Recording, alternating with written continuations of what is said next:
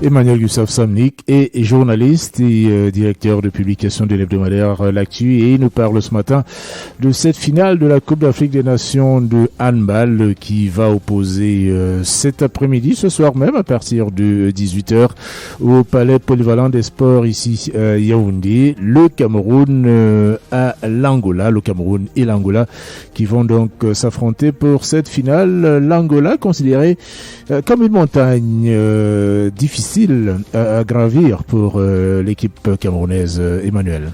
L'équipe nationale de handball féminin du Cameroun tentera en effet cet après-midi de faire ce qu'elle n'a jamais réussi à faire, à savoir battre la redoutable sélection angolaise.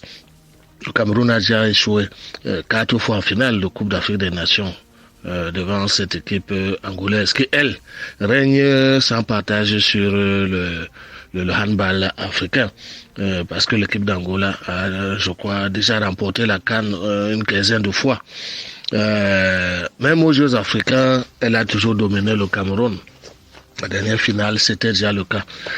Est-ce que l'histoire va changer de cours cet après-midi? Disons qu'à sport, rien n'est impossible. Et l'équipe de Cameroun, cette année, est dans une belle dynamique. Elle a gagné tous ses matchs, y compris la demi-finale épique contre la République démocratique du Congo, gagné de justesse dans les dernières secondes du match 22 à 21.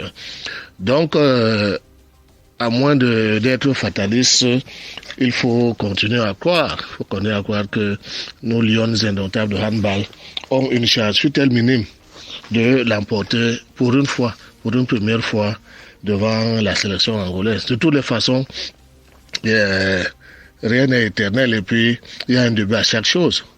Espérons simplement que le sélectionneur M. Gebego et ses joueuses vont avoir le cœur et la détermination nécessaire pour renverser la montagne angolaise, comme vous l'avez appelé. Mais il faut aussi être réaliste. Pour cette finale, la grande favorite, c'est bien sûr l'équipe de l'Angola.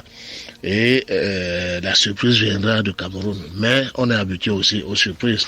Et au staff et aux joueuses de l'équipe du Cameroun de penser que c'est possible. On a vu des exploits se réaliser dans le sport international et le Cameroun a souvent réalisé des exploits. Donc, de tout cœur, avec nos lions indomptables de handball cet après-midi. Mais vous déplorez tout de même le fait que ces lions du handball ne bénéficient pas de l'apport de leur public. C'est ça le hic de cette affaire, parce que le Cameroun organise la Coupe d'Afrique des Nations de handball pour la première fois de l'histoire, grâce au progrès spectaculaire fait dans le domaine des infrastructures sportives. Si on n'avait pas le palais des sports, le palais polyvalent des sports de Ouarda, Cameroun ne pourrait même pas postuler à l'organisation d'un tel événement. Maintenant, voilà la CAN féminine de handball qui vient à domicile et qui se joue pratiquement à huis clos. Ça, c'est un gros handicap. Un énorme handicap.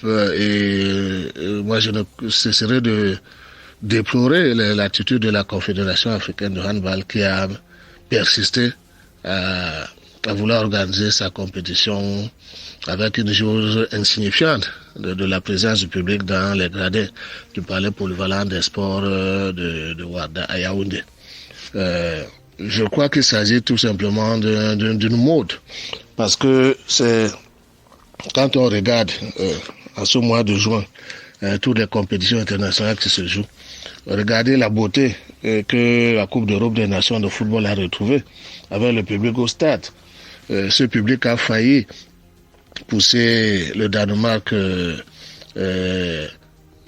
jeudi soir à la victoire face à une solide équipe de la Belgique, dont l'apport du public est très important dans une compétition de ce niveau-là.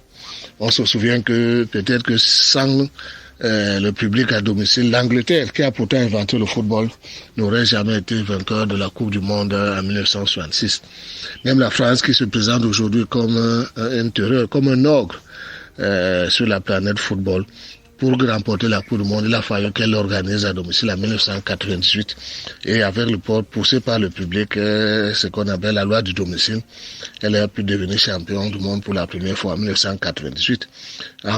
Après avoir raté même la qualification sur les éditions précédentes, ça en 1990, en 1994, l'équipe de France Football était absente. Dès qu'elle est revenue à la compétition à domicile, elle a été gagnée, elle a gagné. Donc, c'est un gros déficit pour le Cameroun et ce n'est pas normal qu'en Afrique, où on n'observe même pas les mêmes ravages de la pandémie du coronavirus comme ailleurs, comme en Europe, qu'une compétition de cette envergure, alors qu'on a déjà plus ou moins des outils pour au moins être paré contre la pandémie, comme prévu le public de ce spectacle, et surtout une équipe du Cameroun de handball féminin qui en aurait grandement eu besoin cet après-midi. Ça, c'est vraiment dommage.